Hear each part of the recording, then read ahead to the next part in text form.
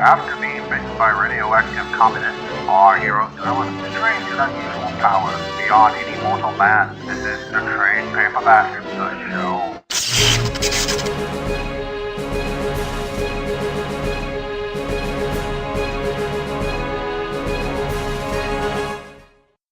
Welcome to the Trade Paperback, the only show on the internet that the hosts are so desperate for fame, we took our parents into an alley and shot them ourselves so we could collectively become Batman.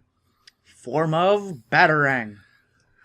Well, this is the new format of the show, so welcome. We probably did not have any downloads of our previous one, but we're now going to be on YouTube. It's fancy. Technically, I know at least the people from the Grand Old Podcast, at least the person who runs that, occasionally listens to some of the stuff we release. That is not Warcraft Trolls, so ha. No way. Yeah. He told me about it in Twitter a while back. So that's the thing. Wow, we have a fan. Yeah. Well, let's get started on the week of comics. What have you been reading? Well, I was trying to crack the walnut that is Marvel, which has a larger back catalog right now than the new DC stuff. I've been reading what I normally read, but I've added three things, actually, since the last time we started. Obviously, I read webcomics whenever those come out, and if I see new ones, I read through all those. But since the last time I've read, I think 101 to 103 or 4 of Invincible, a new series called Invincible Universe came out last month, which is, I think, more centered around the characters in the Invincible Universe, not just Invincible. Then I'm reading the new Constantine, which has its 3rd issue coming out this month, and I'm reading a fancy comic called Justice League Dark, which, surprise, surprise, has Constantine in it. So yeah. That's a lot of comic books. It is, considering Justice League Dark. I had to read 1 through, I think, 19 right now, and the first and second series both ended on other comics, so I had to grab those. Luckily, one of them was an annual for Justice League Dark, so it was like 40 pages just ending the arc. I personally haven't been reading anything because I've been really, really sick, so... Oh yeah, that's also a good reason as to why we haven't been doing this. It's been juggling between me getting like a viral infection in my throat that took 3 weeks to clear up, then Dim got sick, and then I got a little sick, and then he got sick again. And then we had technical difficulties, so we're finally back. Hooray! Huzzah. Yeah. And now we can talk about the stuff that we were supposed to be talking 2 weeks ago, so it's old news for everybody else.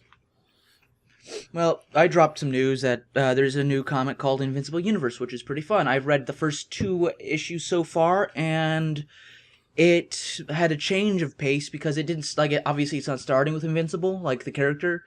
It started with a villain breaking into, the superhero intelligence base because stuff was happening, and it was an extinction level event that he wanted to stop.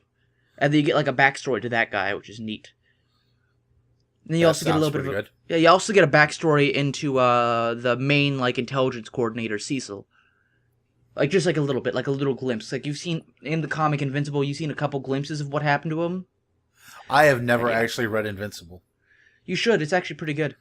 I actually never read Transmet either because I never have time. Oh, you should also read that. But this one, Invincible and Invincible Universe, they're done by Image Comics. And if you make the character for the comic, that character remains in the creator's copyright control. That means we gotta talk about that. We gotta talk about that. Yeah. Oh, there's some drama llama with Image right now. Apparently, the creator of was it Angelique? The one that's one of the Spawn, the angel.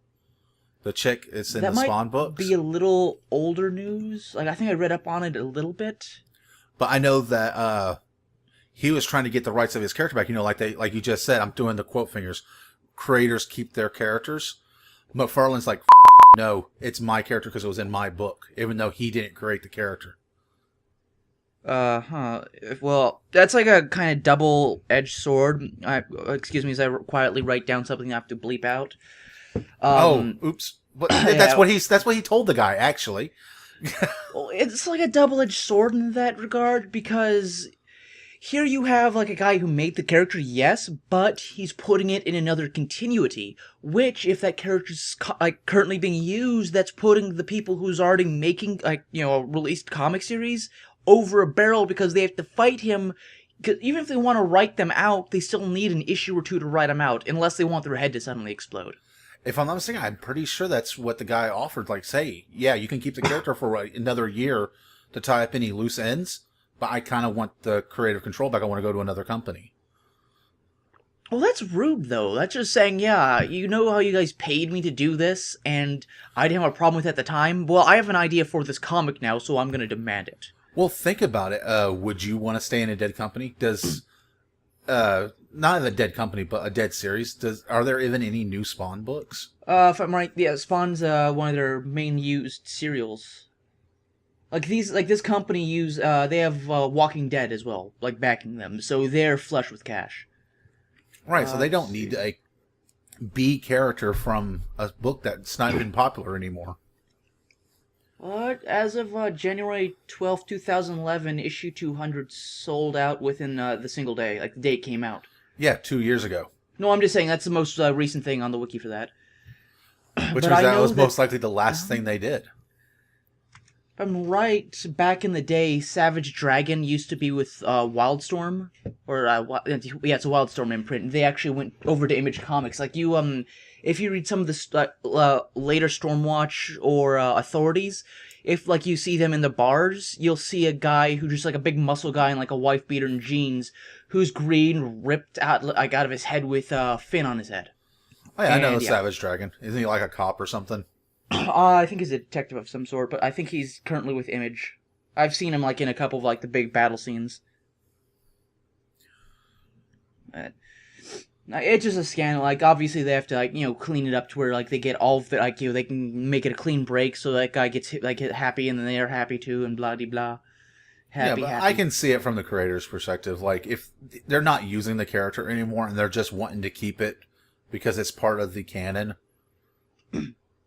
That is kind of a dick move not to let them have it. Like, if they don't have it, like, I'm serious, like, this character, we need to do research on this and find out how recently have they used this character. Because it's a character they haven't touched in, like, years. What's the name of the character again? Angelique or something like that. It's the red-headed angel chick that was in the Spawn books. Angela, that's it. There's a... Yeah, okay, let's see. First appearance, March 1993. Let's see. Returning, okay. As of March 21st, 2013, Neil Gaiman was returning to Marvel Comics, and Angela would be coming with him. That's right, that's who it was. I completely forgot that's who was fighting for the right of the character. It was Neil Gaiman. He should... Why? He gets paid like $10 billion for all the work he does. But still, Neil Gaiman's a genius. Let the man have his creative properties. When was the last time it was used? She was killed by male Balgia in Spawn 100. I guess it was just like a scuffle between the creator of Spawn and him. Yeah, they haven't used it for 100 issues 2 years ago. I'm guessing it's because she's dead. Right, but still. They should let the character come back. Like, yeah, it's already happening. It's happening. Yeah, they only used from 94 to 95. There's another character that was in, I think it was Wildstorm, that they've... that they might have been thinking about doing. I can't believe the name of it. It was one of the TNA characters. There's several of those, but the problem is Wildstorm got absorbed by DC. Well, what I'm saying is they took one of those characters and they reissued the creator, like re-released the character, and completely did a 180 on the character design and story.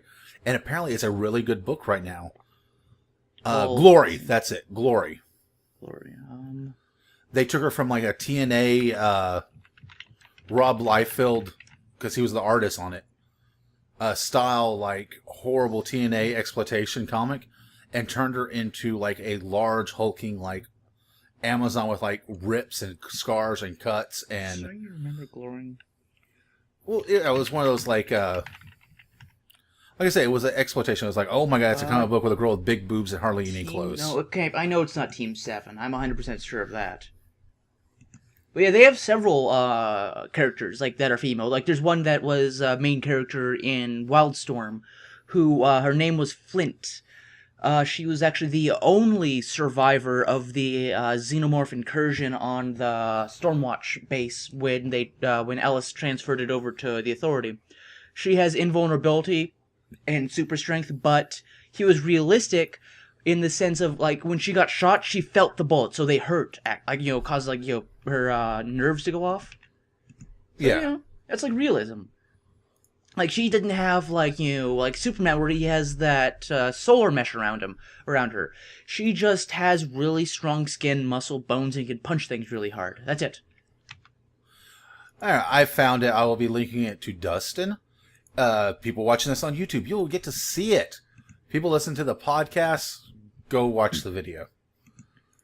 But this is the character, the way she looked back in the Liefeld days. See if I recognize her. And she was an Image character. She looks like she might be a Gota warrior. And... Oh, Image. That's why. I was thinking of Wildstorm. And here she is after the reboot. That is actually good, and it's a great character. Okay, now, in that one, she looks more like a Gota warrior right there. Yeah. They did a complete 180 on the character. Went from exploitation TNA book to an actually really well-written comic with a strong female lead. That's good. So, let's get to some meat and potatoes of some of the comics we've read, which is pretty much what I read. Potatoes. Well, actually, no, because we can talk about some of the old stuff, because I do want to discuss that. What is DC thinking introducing a new Robin so close to the death of Damian? Merchandising. It's BS, and you know it. I am standing up in outrage. Rah! What they just did was they had this beautiful storyline stuff. They did that great silent issue of Batman and Robin with the grieving father and the issues of other books of him basically trying to kill himself out there in the night without actually doing it. Like the girl going, "Oh my God, I saw Batman stabbed with a knife by a drug addict. That would never happen." And it happens.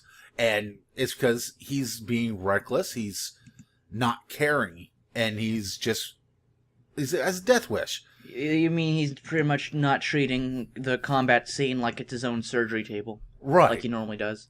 He's just going in there and rampaging. And to suddenly 180 it and go, "Oh, hey, look, here is Kelly. Remember from The Dark Knight Returns? That DVD we put out was really, really popular, therefore we're going to reintroduce the character from it." Literally, when you said Rampage, I just flashed as Sterling Archer from the show Archer just yelling, "Rampage!" It would be Batman doing it, and it would be Rampage. Well, yeah, because Sterling, like, when he went on his rampage, he just started blowing off kneecaps, threatening to stab a knife through somebody's pee hole, all that stuff. Oh, Batman would be doing that, except for he'd be doing it in this voice. And he'd be using his bare hands. Exactly. Yeah. But yeah, it is obviously, it is a money grab, because why would they take a character that's never really been part of continuity, that's always been an alternate universe created by Frank Miller and his little universe of The Dark Knight Returns? Maybe they're just trying to introduce a very nice character, because I really liked her in the series. And The Dark Knight Returns, or the new version? In Returns. Well, it's that character already exists. It should not be pulled over into our continuity. Well, sometimes, like, they get desperate. It's like, okay, we need a new Robin. Okay, what do we do? Okay, what do we do?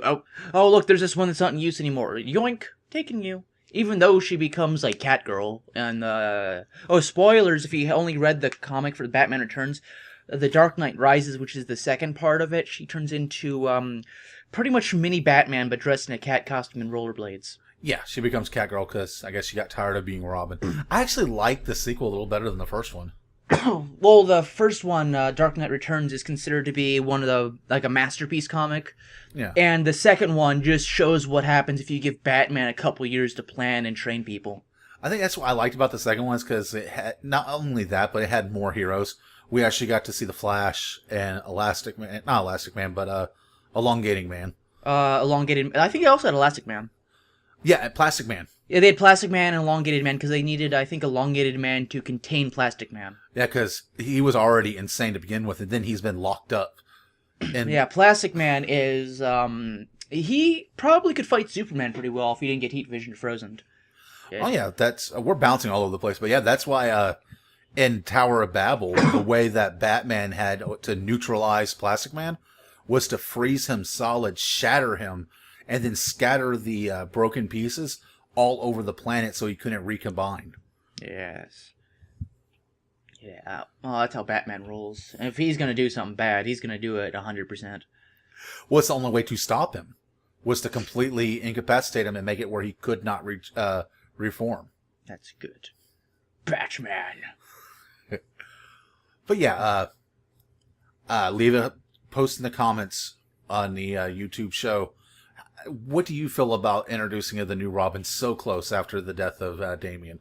Because it's not the fact that they just killed Damian. It's the fact that they were doing such a great story arc with the grieving father and him dealing with this. And then suddenly, oh, look, it's a new Robin to take his mind off of. Well, I know that you told me that he actually hunted down Frankenstein, tore him apart that's to force right. him to do it. And he's like, this is what your son would be like. Do you really want that? Yeah, that was actually really great. It was a fight between Frankenstein and Batman. Frank was kicking Batman's ass for a little while. Then he kind of just stopped. And then he admits it on the table as Batman's taking him apart. I only let you win so you could see that I'm not alive. I'm a monster. You don't want your son to become this. That was actually me being stealthy and just wanting to say, if you guys are reading Justice League Dark, good news! Frankenstein comes back this week.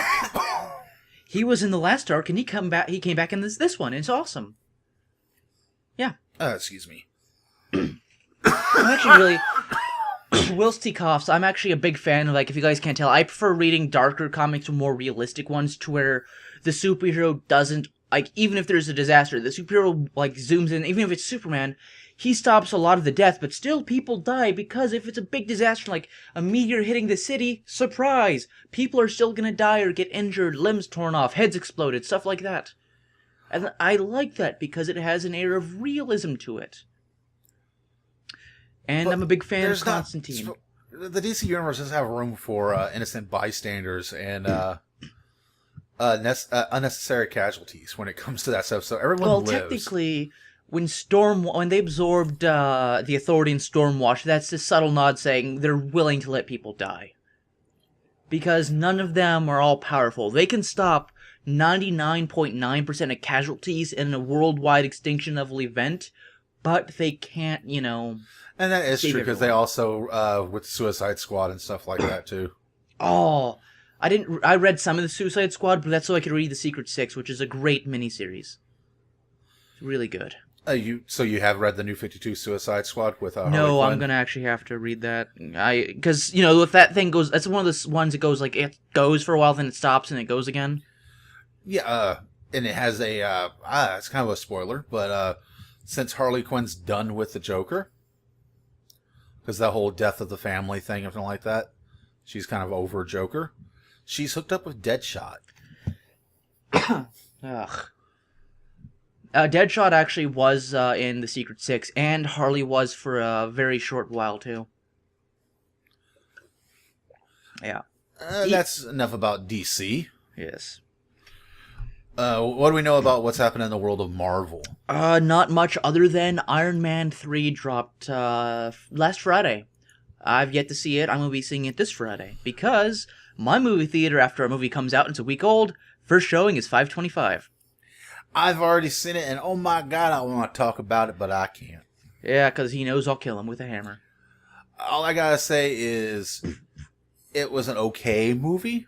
Only thing that kind of saved it is the performance of Ben Kingsley as the Mandarin. And he has dual performances. I'm not going to spoil that. You best say Robert Downey Jr. or else. Honestly, he's kind of bad in it. His acting is great, but it's the writing that's bad. Well, I think he's going to be charming. It's like him and Johnny Depp. They can do no wrong in my eyes.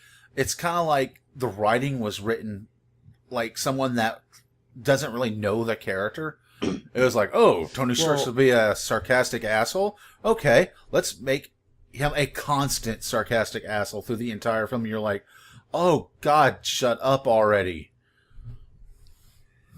Writing down some notes. We don't need to bleep those. I'll try. I'm probably gonna give up halfway through, but if I'm right, like I saw the previews and it made it look like Tony had really bad PTSD from dealing with Loki and the Minion dudes. Yeah. I know they're not the Urukai, but that's the first thing that popped into my head. I'm hoping the Avengers Phase 2 stuff is going to be a little bit better, because I was kind of disappointed. It was kind of like, eh. I won't be disappointed. I'll be like, yay! And I hate to say it, but they covered their... Oh, damn, I can't... spoilers! They kind of covered their bases with the fact that Robert Downey Jr.'s contract was over after the end of that film, and he still hasn't signed up for the next set of movies. Well, I know that, in the past, Iron Man, like, the suit's been worn by other people, and at the time they tend to have Tony on as an advisor, or, like, he upgrades their armor and all that. Only one other person wore the Iron Man armor and actually became Iron Man, and that was when Tony was a really hardcore alcoholic.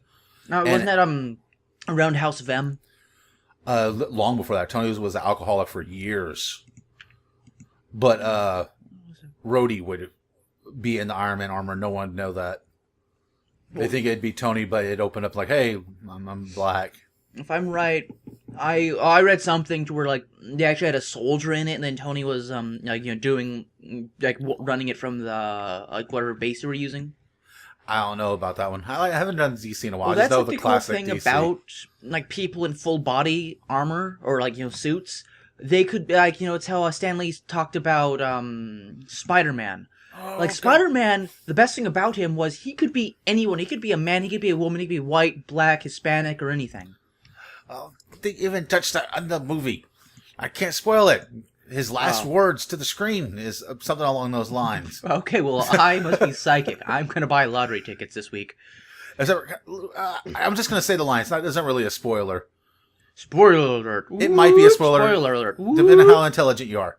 But, like, Robert Downey Jr. is, like, talking to the screen and, like, destruction or something like that, and he's like, and then I realize, even without the armor, I'll always be Iron Man. Bum. Yeah. Dun dun dun dun dun dun. Dun dun black screen. Exactly. And that's how it ends. Oh, and stay for after the credits, because there is a bonus thing. Does not tie into the Avengers, though, which upsets me. Isn't that always a thing with DC? Or Marvel. Oh, Marvel, yeah. That's always like that. It's always like when you go see Pirates of the Caribbean movie, you wait till the end of the credits because you're going to see the dog doing something. Well, with the Marvel movies, they've always been a tie into the rest of the franchise. That's how they connect them together. Well, maybe they're going to be sneaky about it. Just be like, surprise! Yeah, you know how it's cryptic? Well, this is what real it meant. Do you want me to tell you what the little ending thing is? No, because I'm going to see it in 2 days. Okay, let's just say it's a cameo from another Avenger, and it's quite entertaining. I hope it is somebody I like. That's one of my favorite ones from the Avengers. Super Batman Extreme Sports Hour. Well, since we're talking about movies, let's talk about other stuff about the movie world right now. Man of Steel, trailer 3, makes it good. Look less angsty and like he might actually willingly let people die. Have you gotten to see it yet? Yes. Oh my god, isn't that trailer awesome? It's a lot better than the first two. It's like, son, why did you do that? You exposed yourself. Exactly. You're just like, I don't know why, Dad, why? I think they realize that maybe people want to see the action, which we get to see. We get to see that they retconned it a little bit. That would have been funny. You just go to the guys who made the previews. You're just like, okay, they're not going for the Twilight angle. Let's go for the superhero angle. But this is a Superman movie. How can we go with a superhero angle? Let's make him sparkle. Execute him. But they did retcon, for people out there that know their Superman lore, Krypton was always destroyed by a natural disaster. And it's looking like from this trailer... technically natural disaster / Brainiac lying to them. Yeah. But the trailer making it look like they destroyed themselves. That it was a massive civil war on Krypton, and they nuked themselves. They destroyed their own planet. Okay, I'm gonna just make a quick prediction, guys. Superman's gonna be fighting General Zod. Oh yeah, that was already known. I forgot that. Yeah, Civil War on Krypton. It has to be Zod. Yeah, and that's why Zod's coming to look for the son of Jor-El. For I must beat him in the face. And for people watching us on YouTube, right now you'll be seeing the trailer playing during the whole time we're talking about this. It's going to be awesome silenced. editing. Yeah. Let's see what else is happening in the world of And Off the poorly Page. edited. That's what this is going to be called, Off the Page, because this is the stuff that's about comic books, but not not a comic book. New DC game, Infinite Crisis, Which just came into closed beta today. Yes, so sign up. It's a MOBA, which is like League of Legends, Dota 2, set in the DC universe, Infinite Crisis, using the 52 universes, different versions of every superhero. Like, you have like 6 Batman and stuff like that, like Gaslight Batman and Red Sun Superman and stuff like that. Don't forget, Mutant Monster Batman. Oh, that's not Mutant Monster Batman. That is from what was it? It was I can't remember. I know it's not Man-Bat. No, it's a Elseworld where because remember he fought Dracula at one point. Yeah, Dracula, yes. The Elseworld takes place in an alternate reality where Dracula turned Bruce into a vampire. Did Bruce kill him or imprison him for it? No, but he kind of turns into a villain and is like basically completely has Gotham on lockdown. Okay, so does the Joker rise up and become a hero? No, I think Joker's like one of the first people that he turned. Oh, it's like, you're the only real threat to me right now, so I'm gonna nibble on your neck. Nom. It's been so long since I remember. I'm pretty sure I think Gordon took him down. Jim took him down. With a wooden bullet. Kind of like a whole like vampire hunting thing. A wooden bullet covered in butter. They also have like the Gaslight Batman, which is actually one of my favorite Elseworlds. Steampunk? Yeah, it's called Gaslight. If I'm right, I have the comics for the Steampunk Iron Man. Well, Gaslight by Gotham by Gaslight is where that character's from. It's a great book. It's basically about because you know how the Jack the Ripper murders kind of ended suddenly and Batman. No, it was a American doctor who it ended suddenly in Whitechapel because he went home to Gotham, and that's what this is Batman in the Victorian era, and Jack the Ripper returned to Gotham and started picking up and killing hookers like he was doing in England, and it's basically Batman hunting down Jack the Ripper. He gets taken and takes down Jack the Ripper more like. Oh yeah, he does, and even the Joker makes a cameo, but he's not called the Joker, and he's called like Happy Jack or the Jester. No, he's just called Happy Jack because it's Victorian. That sounds more British. It's Happy Jack. Pip, cheerio, crikey. Exactly. Let's see what else is happening in the world of comic books and things. Sorry, this is sounding kind of rushed because this is kind of like a last minute. Dustin was like, "Hey, you want to record?" I'm like, "Okay, let's record." Well, I'm gonna be reading Frankenstein and the Agents of Shade, so that's another thing I'll be able to cover every couple weeks. Yeah, I have to catch up. I'm actually, as soon as we're done recording this, I'm going to. I have my books set up to catch up on, and I'm going to be reading all the ones I normally do. Pretty sure Wrath of the First Lantern is ending at some point, either now or next week. It's ending soon. Ish. Squiggle, squiggle, I do. Let's see, and I guess that's it for the show today. Yeah. Yeah. Well, I hope you enjoyed our first episode of this new format. We'll be doing this once a week. You can check out the other shows in the Trollcast family at www.trollcast.com. You can follow me on Twitter at cdbinning. You can follow Dustin on Twitter at DustinDTC. And yeah. You can spread the word. You can make sure to subscribe if you're watching this on YouTube and share it with your friends. You can also email us any questions or comments at the Trade Paperback Show, all one word, at gmail.com. As opposed to 37 words that make no sense. Exactly. The email was going to be jibbity jobbity joobity doo wet moon flibbity flabbity flabbity dot taco dot Ross Campbell. I don't send stuff to the Trollcast account because I get stuff for Warcraft and occasionally I forget to mail it off. So, it's a thing. It's a thing. See you guys next week. Bye-bye. Bye-bye. Bye-bye. Bye-bye.